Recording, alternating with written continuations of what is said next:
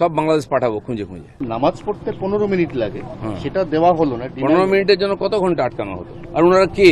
হরিদাস পাল, তাদের জন্য রাস্তা আটকানো হবে? দম বন্ধ হয়ে যাচ্ছে। যান বাংলাদেশে, পাকিস্তান চলে যান, এখানে নামাজ পড়ুন, কেউ বলবে না, এখানে চলবে না এইসব।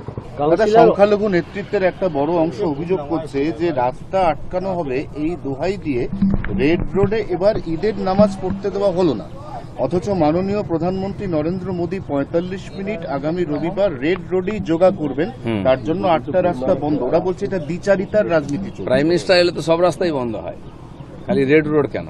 উনি যেখানে যাবেন সেখানে বন্ধ হবে।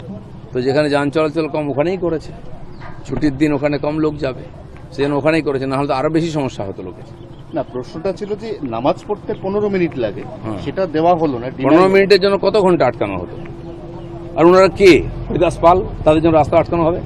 প্রাইম মিনিস্টারের জন্য আটকাবে, চিফ মিনিস্টারের জন্য আটকাবে? এটা ঠিকই আছে। বছরে তো একবার উনি আসছেন, কত বছর পরে আসছেন? আর 107 বছর ধরেই তো অন্যায় করা হয়েছে। এক বছরে এমনি দম বন্ধ হয়ে যাচ্ছে। যান বাংলাদেশে, পাকিস্তান চলে যান, এখানে নামাজ পড়ুন, কেউ বলবে না, এখানে চলবে না এইসব। সরকার পাল্টে গেছে, লোক পাল্টে যায়, জানে এগুলো বন্ধ করবো বলে, আর বন্ধ হবেই, জেনে রাখুন। দাদা, জাহাঙ্গীর খানের মতো লোকের জন্য সংখ্যালঘু মহিলারা রাস্তায় নেমেছে তাকে নিঃশর্ত মুক্তির দাবিতে। যে রাস্তায় নামবে, আন্দোলন করবে, সেও তার সঙ্গে ভেতরে যাবে, এটা যেন মনে রাখেন। যে চোরেদের সঙ্গে থাকবে, ডাকাতদের সঙ্গে হবে, তাদেরকে চোর ডাকাত হিসাবে ট্রিটমেন্ট করা হবে। সে যেন হামদর্দি দেখাবেন না। যখন ওখানকার হিন্দুরা দিনের পর অত্যাচারিত হচ্ছিলেন, যখন ভোট দিতে পারছিলেন না, এখনো 5 বছর দোকান বন্ধ আছে আমাদের ছেলেদের, সোনা দানার দোকান খুলতে পারেনি, তখন এরা কোথায় ছিল?